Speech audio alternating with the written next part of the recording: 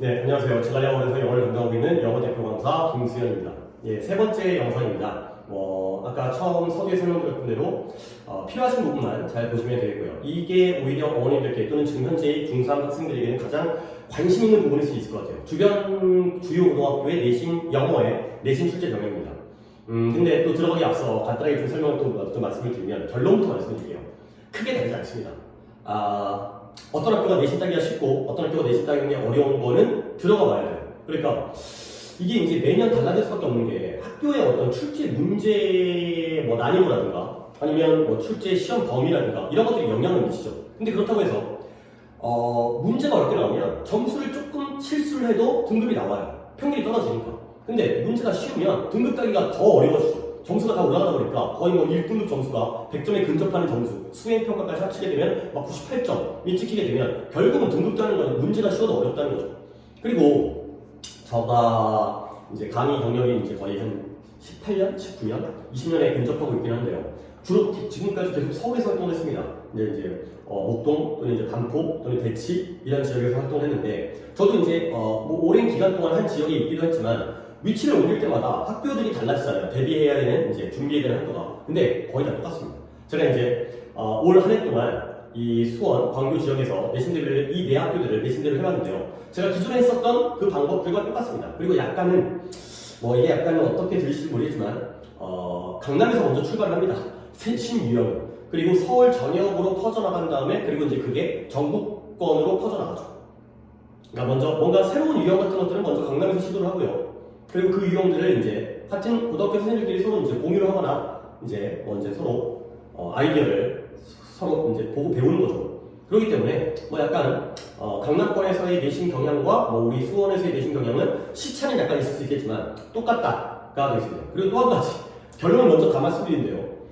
각각의 학교별로 특징이 있습니다. 근데 그 특징이 다가 아니에요. 그러니까 기본은 똑같습니다. 그러니까 예를 들어서 광교, 창현, 이 유신이 다르지 않아요. 그러니까 예를 들어 여기에 외고라든가 자사고가 들어가면 좀 다르겠죠. 근데 다 일반교 고등학교들이에요. 그러면 얘네들끼리는 90점까지는 똑같습니다. 그러니까 문제가 100점 만점에 90점에 100점까지는 다 기본 문제가 나와요. 그러면 뭐가 다른 거냐? 나머지 10점이 다른 거예요. 학교의 특성이 거기에 반영이 되는 거죠. 어떤 학교는 주제 문제가 안 나와, 어떤 학교는 어법을 안 내, 이럴 수가 없어요. 다 내요. 어휘 문제 내고, 어법 문제 내고, 주제 내고, 순서 내고, 위치 내고, 빈칸 내요. 다 똑같은데 그 특징이 있는 부분이 조금 다를 뿐입니다. 그 부분이 10점 정도밖에 안 된다는 거죠. 그러니까 물론 내신 대비는 당연히 시험 범위가 다르기 때문에 학교별로 이제 대비를 하지만 그 전까지 정규 수업에서의 학교 수업 방향은 모든 학교가 다 똑같이 대비를 하는 거예요. 이건 강남에 있는 학교, 대치동에 있는 학교도 똑같이 이렇게 수업을 해요. 이렇게 수업을 해요. 어느 지역에 있는 학교는 이렇게 수업을 합니다. 자, 여기까지가 결론이었습니다. 그러면 그래도 세부사항, 궁금하실 부분의 세부사항을 설명드리겠습니다. 먼저 바로 옆에 있는 광교고입니다. 광교고는 교과서 교과서의 한계과와 그 다음에 부교재에서 올해는 올림푸스를 썼는데요. 부교재에서 35개 또는 40개의 지문들을 출제를 합니다. 그러니까 교과서 한계과가 중학교의 논문보다는 훨씬 더 길긴 하지만 이 정도의 양이고요. 그 다음에 창현고가 좀 시험 범위가 많습니다. 그래서 교과서 2개가와 부교재에서 물론 올해도 얘네들도 올림푸스를 썼는데요. 40개 또는 60개의 지문입니다. 그리고 1학기 중간고사를 65지문이었나 냈다가 허거덕한 다음에 조금 줄여가고 있어요. 그러니까 이제 학생들의 수준을 잘못 파악하신 것 같아요. 그 다음에 2기고가 가장 시험 범위는 적습니다. 2기고는 교과서가 없고요. 모의고사 중에서 7문항을 출제하고요. 그 다음에 부교재에서 24문항에서 26문항 정도를 출제하기 때문에 총 지문수가 한 30개 초반 정도예요. 30개 초반. 그러니까 2기가 제일 작고요. 유시는 조금 많습니다. 교과서가 2개가 나오고요. 모의고사도 나오고 부교재도 나옵니다. 부교재도 올림푸스를 씁니다. 얘네들은 이제 수능 특강, 스툴라이트를 쓰고요. 부교재는 이제 내년에 달라질 수 있는 문제이기 때문에 다 EBS에서 나오는 발행하는 이제 출판하는 교재를 씁니다. 다 EBS 교재예요. 그리고 문항수가 이제 어떤 영향이 있냐면 아이들이 좀 시험을 볼 때 시간 관리의 차원에서 문항수의 의미가 있겠죠. 근데 광교고가 25에서 28문항 많지 않습니다. 2고는 그보다 비슷하거나 좀 더 적습니다. 근데 창현과 유신이 좀 더 문항수가 많아요. 30문항 정도의 이상의 문항수가 나오는 거죠. 그래서 시험 범위와 문항수 정도의 차이가 있겠고요. 그러면 여기까지만 봤을 때 그래도 2가 조금은 대비하기에는 할만하고요. 시험 보기에도 그 다음이 광교고 창현과 유신이 조금 까다롭습니다. 양이 많기 때문에. 대비 양이 많다는 게 어떤 의미냐면요. 공부를 잘하는 애들한테 상관이 없어요. 다 소화가 가능해요. 근데 영어 실력이 좀 부족한 아이들은 일단 하루하루 소화할 양들이 많아지고 복습이 이루어지기가 어려워요. 그러니까 시험 기간 동안 최대한 복습하려고 노력하지만 시험 범위가 적으면 한 번 보고, 두 번 보고, 세 번 보고, 짚고하고, 네 번까지 반복이 가능합니다. 그러면 아이들의 경우에는 물론 그 익숙함이라는 게 부정적으로 작용할 수도 있어요. 자꾸 보다 보면 지가 아는 것처럼 착각하고 지 공부를 안 하는 경우도 있어요. 하지만 일단 그래도 여러 번 보긴 봤잖아요. 나 저와 함께라고. 근데 양이 많게 되면 한 2번 정도 반복하고 시험 보러 가요. 그러면 아무래도 이해력이 좀 더 부족할 수밖에 없겠죠. 그리고 지문도 양이 많기 때문에 그걸 다 이해를 해야 되기 때문에. 자, 그 다음에 이제 특징입니다. 광교고는 객관식과 서술형이 8대2로 출제가 되는데요. 서술형이 오히려 조금 어렵지 않아요. 근데 객관식이 유형은 무난한데 보기를 굉장히 애매모호하게 출제를 합니다.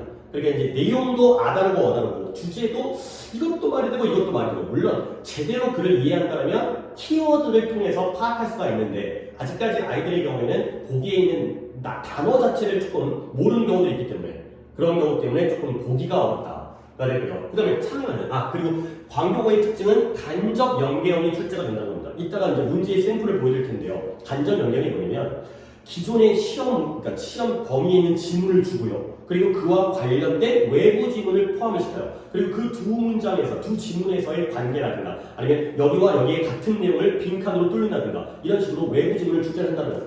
약간은 좀 이제 학교의 특징이고요. 그 다음에 창현고는 이따 문제를 보여드리겠지만 영영풀이가 출제가 됩니다. 그 크로스 퍼즐이라고 10잔말 퍼즐 있잖아요. 1번, 2번 이렇게 가로 세로로 10잔말 퍼즐 하는데 그게 객관식으로 나오기도 하고 서술형 나오기도 하고 그 다음에 지문을 굉장히 많이 변형합니다. 그러니까 아예 첫 문장부터 문장을 바꿔버려가지고 애들이 딱 첫 문장을 보고 이게 어느 지문인지를 알아야 되는데 뭔지 모르고 글을 읽게 돼요. 그 다음에 범위 외에서 이런 간접 연계형도 아니고 그냥 새 지문, 처음 보는 지문을 그냥 문제를 출제해요. 실력을 평가하기 위한 거죠. 기본 실력을. 그리고 이 2부는 중간과 기말에서의 서술형 출제 여부가 좀 다릅니다. 중간고사는 객관식과 서술형이 둘 다 나오지만 기말고사는 객관식만 나옵니다. 근데 뭐가 더 쉽다라고 얘기할 수는 없어요. 객관식만 내도 문제를 어렵게 낼 수 있기 때문에 그냥 그 정도가 되고요. 그리고 여기도 문제는 무난한데 객관식의 선지, 특히 또 주제와 내용이 좀 선지가 까다롭습니다. 그러니까 이게 난이도를 조절하는 방법이기도 해요. 그러니까 보기를 애매하게 만든다는 거죠. 바람직한지 아닌지 모르겠지만 어느 정도의 난이도 조절이 필요하기 때문에. 그 다음에 유신고 같은 경우에는 앞에 1번부터 5번까지의 배점이 0.8점짜리의 문항들이 여러 개가 쫙 나와요. 그게 싹 다 영어 단어 문제예요. 영영풀이. 그러니까 학교에 타겟 잉글리시라고 학교 단어장, 자체 단어장이 있습니다. 한 권에 3,000개짜리 단어인데 한 번에 한 300개 정도의 단어를 시험 범위에 내요. 중간고사 300개, 기말고사 400개 이런 식으로 300개 정도. 그리고 거기서 15문항을 내요. 그러니까 영영풀이, 그러니까 영영이잖아요. 영영사전 이렇게 되어 있는 단어장인데 그러니까 이 해당되는 설명을 주고 그 중에서 여기에 이 해당되는 단어를 보기에서 고르는 거예요. 그러니까 이거는 당연히 공부하면 굉장히 쉽죠. 그러니까 1번부터 15번까지의 문항이, 그러니까 문항수가 많긴 하지만 1번부터 15번까지의 문항이 그냥 보자마자 문제를 다 빨리빨리 찍어서 풀어낼 수 있는 그런 문항들이 나오고요. 그 다음에 역시 어휘와 지문의 변형이 많습니다. 그리고 역시 외부 지문이 출제가 됩니다. 그러니까 출제 유형적으로도 광교 2와 광교가 조금 쉽고 물론 선지를 좀 까다롭게 낸다는 것도 있긴 하지만 그리고 창현과 유신이 좀 어렵습니다. 자, 그래서 총평을 하면 난이도는 2부터 볼게요. 범위가 적고 무난한 유형입니다. 시험 대비하기가 그렇게 까다롭지 않아요. 근데 문제는 그렇다 하더라도 대비가 쉽다는 거지. 점수가 좀 따기가 쉽다는 거지. 내신 등급을 따는 게 쉽다는 얘기는 아니죠. 거의 뭐 만점에 근접을 해야지 등급이 나오는 거예요. 나만 쉬운 게 아니라 남들도 다 쉽겠죠. 대비하기도 쉽고. 그리고 그 다음이 광교고요. 광교가 가장 한 중간 정도. 범위도 적절한, 그 다음에 난이도도 적절한 그 정도가 되고요. 그리고 이제 창현과 유신이 어려운데요. 창현은 일단 범위가 너무 많아요. 그리고 어휘의 변형도 굉장히 좀 까다로운 어휘를 냅니다. 그리고 외부 지문이 출제가 되기 때문에 기본적인 해석 능력을 가지고 있어야 돼요. 그와 비슷하게 유신도 범위가 많고요. 그리고 어휘력, 특히 어휘를 갖다가 또 외워야겠죠. 그러니까 시험 범위뿐만 아니라 단어장까지를 외워야 돼요. 단어장에 있는 단어들을. 그리고 역시 외부 지문이 나오기 때문에 해석 능력이 필요하다. 근데 그러면 여기에서는 영어가 이제 뭐가 불리한 거냐? 나만 어려운 게 아니라 남들도 어렵기 때문에 결국은 이렇게 어렵게 나온 학교들의 특징은 뭐냐면 상위권에게 유리합니다. 당연하죠. 아이들의 기본 실력이 있기 때문에 이 아이들은 잘하는 아이들은 굳이 학교 단어장을 죽을 똥 살 똥 외우는 게 아니라 훑어보면 알아요. 그리고 외부 지문 오히려 유리하죠. 실력이 받쳐주고 있으면 내신 대비 때 안 봤던 지문도 그냥 풀 수 있어요. 근데 중하위권 학생들이 대비하기가 양적으로 많고 그리고 극복할 수 없는 그런 벽을 느낄 수밖에 없어요. 그러니까 역시 실력이 중요하긴 한데 여기서는 실수를 안 하는 실력, 탄탄한 실력, 여기서는 조금 깊이 있는 심화된 실력이 필요하다 정도로 보시면 되겠습니다. 그리고 나서 간단한 학교들의 특징입니다. 근데 아까 말씀드렸듯이 90점까지는 똑같아요. 이 고등학교 서술형이 유형이 딱 세 가지입니다. 영작이 있어요. 조건형, 그러니까 단어 배열 영작. 영작이라고 해서 막 영어 문장을 갖다가 라이팅을 하는 게 아니에요. 단어를 다 줘요. 근데 단어를 준 단어가 좀 많죠. 많은 단어를 준 다음에 그 단어를 배열하고요. 그리고 단어 수가 많고요. 문장이 길죠. 장문이면서 그 다음에 그 단어를 좀 변형해야 돼요. 통사의 변형.